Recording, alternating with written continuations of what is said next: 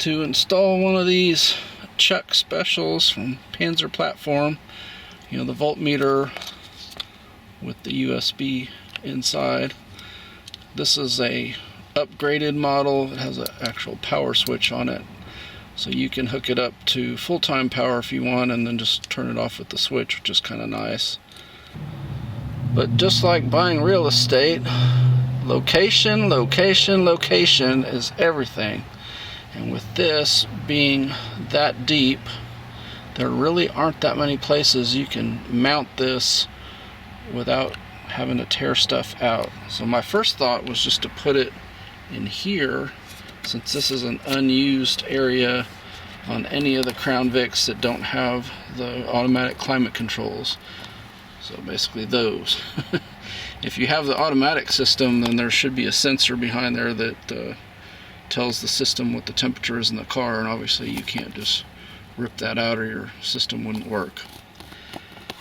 Problem is, if I drill this out, one, it has to be very precise because there's not a lot of clearance behind there in you know, getting this off at all. It wouldn't look right. So really, I think right about there is probably the only place that you could realistically put that.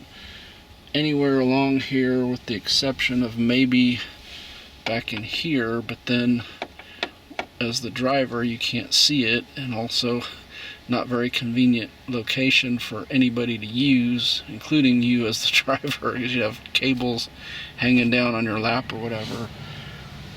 But right here, obviously it's accessible to you as the driver as well as your passenger, and arguably even your rear seat passengers could reach up there, plug it in, and do whatever they need to do. I've looked and looked all around the car. I think this is the only place that makes any sense to put it. Obviously you could put it in one of the doors, like where the window switches are and stuff. The problem is it's not a central location, whereas here pretty much every passenger can access this if they need to. The wire that comes with it would be adequate if I'm attaching it to the stereo power, which I probably will do. It's not going to be adequate if I tried to run it down to the fused police power without doing an extension, which is well within my skill set, but then this fuse would be buried somewhere behind the dash and not accessible. Whereas if I put it up here, it's not going to be easily accessible, but at least all I have to do is pull this out, possibly the stereo, to get access to this. I'm also strongly debating on mounting these switches into here kind of the same way, but over here where there's the opening. These obviously are not as deep as the power outlet, and they're also not as big, so should have more option there. Ideally, I'd want the fog lights over by the headlights. I don't think that I have a switch that's small enough that I could drill into the actual headlight switch and mount it over there. This panel is super easy to remove. You've got an electrical connection behind here, here, and here, but other than that, it just pulls out. There's a little bit of a wrestle on this far side, but the rest of it just snaps in, and then you would just disconnect your electrical connectors and this whole piece can come out of the vehicle.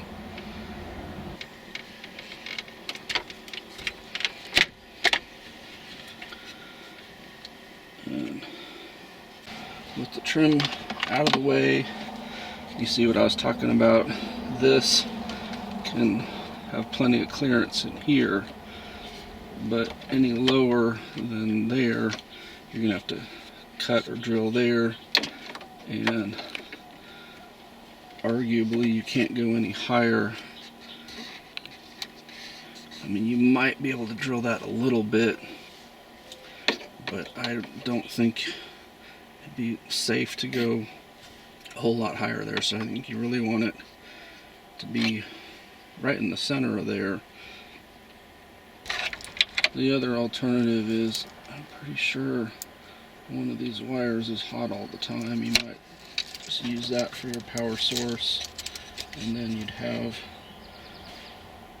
real easy access to the fuse. If you route this behind here, then just popping this panel off and you'd have access to the fuse. And the issue you've got there is there's not a ground on there, but in my case I've already run a ground up here, so it wouldn't be a problem for me. For you, you just have to run a ground or connect to the stereo ground. So yes, you have full-time hot on this plug. It's going to be the downside one. I think it's the black with white stripe. And if you were wanting to run your power via accessory instead of full-time, you've also got the accessory trunk popper there with the yellow wire being accessory. If you've been watching my channel for any length of time, you know I generally don't like to use crimp connectors. I like to solder. However, in this situation, I want it to be removable, and honestly, I'm not all that concerned if this fails at some point. That just means I won't have power on the USB ports until I fix this, which again is not that big of a deal for what I'm doing here. So these, you just slide them over and then basically crush it.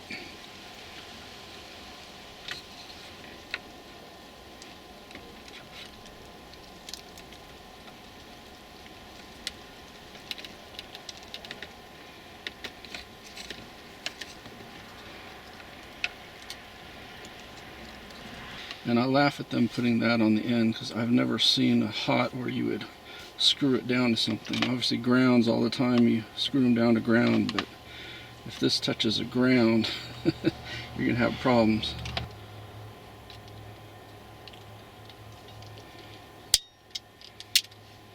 Cut it off, strip it. I'm going to crimp one of these on the end.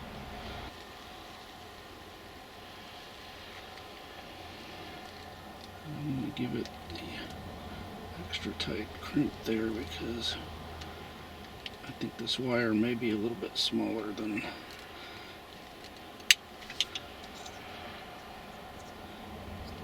that seems to be holding now. So what you would do is just fish that around.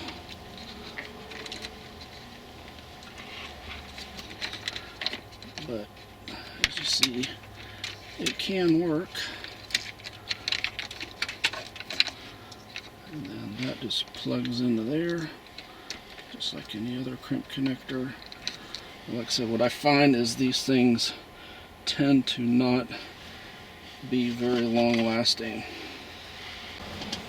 And then just testing my work. You see I have power here now. And on-off switch allows you to turn it on and off. These connectors are a pain.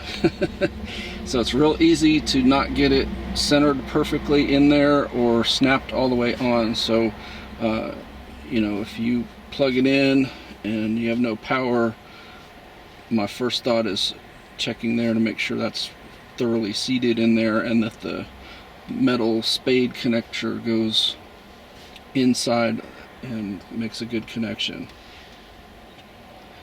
The ground, obviously you just need to ground it somewhere. The metal frame behind there is a ground. So even the metal behind there is a ground. So you could even screw it into there. So that's the wiring. Like I said, I think the hard part is actually going to be figuring out how to drill so that that will end up mounted somewhere approximately there. So a combination of doing things like marking in pencil on your bezel and probably measuring, you know, 2 or 3 or 4 times to make sure you get the same measurement every time to figure out how far down you want the hole. And as always, I would start with just like a pilot hole, and then, you know, before you make your big hole, if you've got one of those step bits that makes the hole bigger, that's probably easier to use than trying to do a hole saw bit, but you could do a hole saw if you got the pilot hole in the perfect location. I opted to just tap into my existing ground wire from my switches over here since it's a good ground, and you see I have power over here now. Turn it off and on. It's that nice healthy Crown Vic battery. But if I didn't already have an existing ground wire running through there that I could tap, then I would have had no problem just drilling a small hole, putting a screw in there. That metal bar that runs across is obviously grounded. Tested it in several locations and it was always a ground. So if you don't have an existing ground wire there, it should be fine. Just don't drill, you know, too deep past it, because there are wires and other things running behind there, so you don't want to get too reckless with the drill bit, or even like a self-tapping screw if you've got one of those. But again, you want to get a real small one. So I think this is the safer bet, having that ground wire there. So the easy part is done. The hard part would be cutting a hole over here for this. The nice thing is, you know, it just disconnects there to come out. So, you know, I could actually just leave this kind of hanging above for now until I get brave enough to cut it, or I can just go ahead and try to cut it today.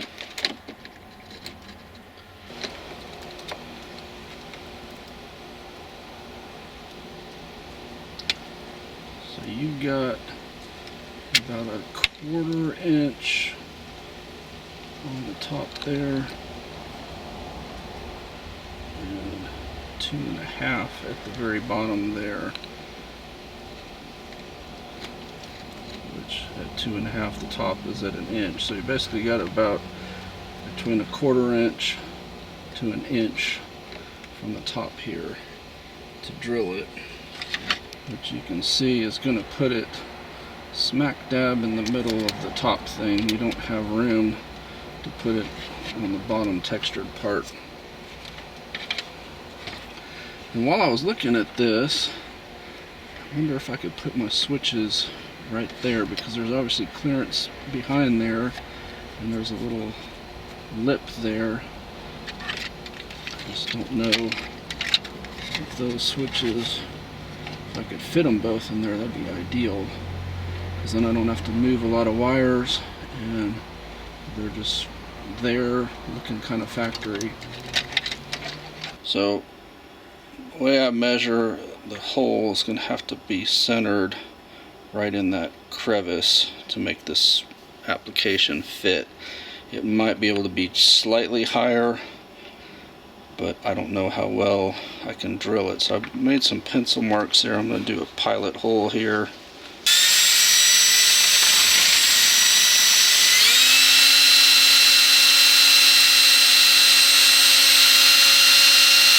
I got brave and did another hole there. I'm going to use the smaller step bit. It's obviously not big enough for the whole thing, but that way if I get through here and realize I have to move it down, I can move the hole down without, whereas if I make this hole the full size through there and then have to move it down, there's going to be a gap at the top. So that's the method of my madness, in case you're wondering.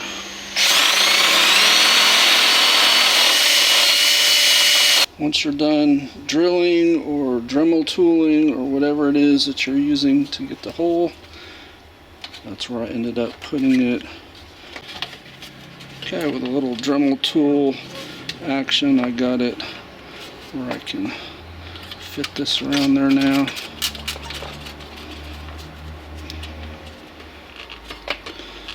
You just want to snug that up as tight as you can get it with your hand. It's not going to go anywhere. So ready to put back in the car. these were the old switches I was using, and they will technically fit there.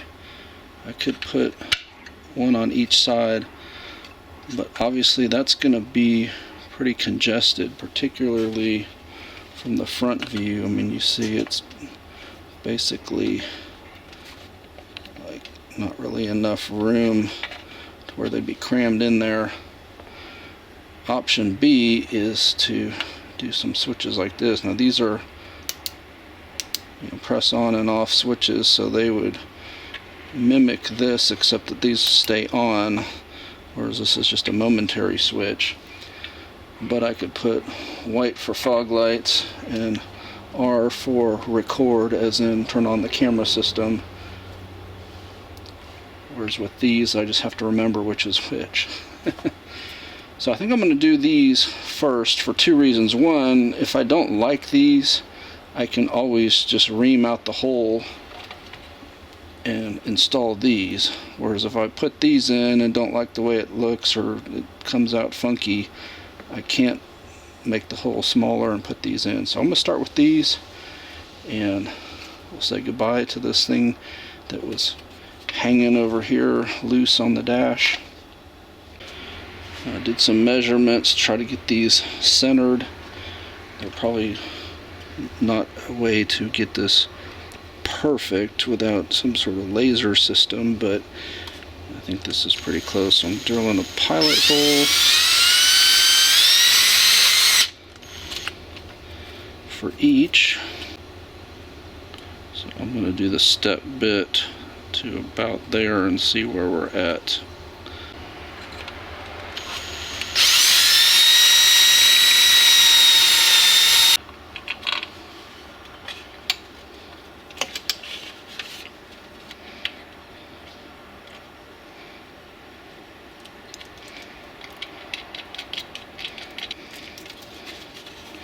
So there you go.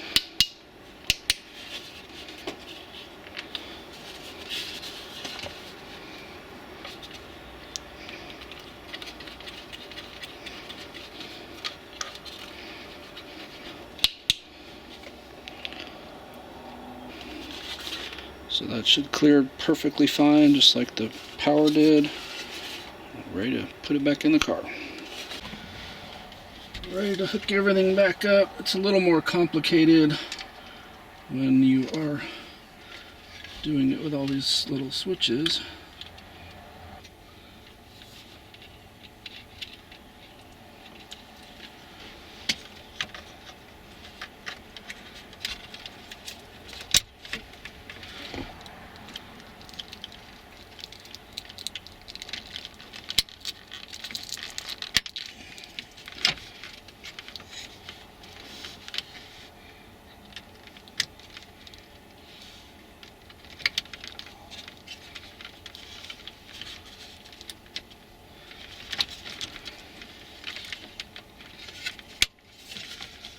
And it's just a matter of trying to tuck everything back in as best you can.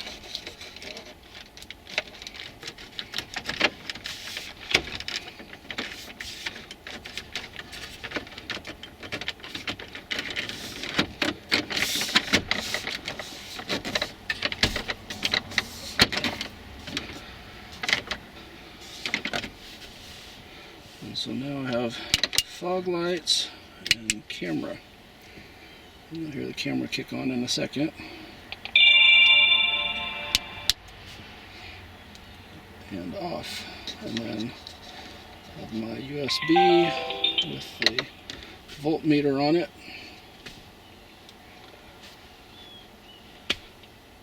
So, hope the video was helpful. Appreciate thumbs up.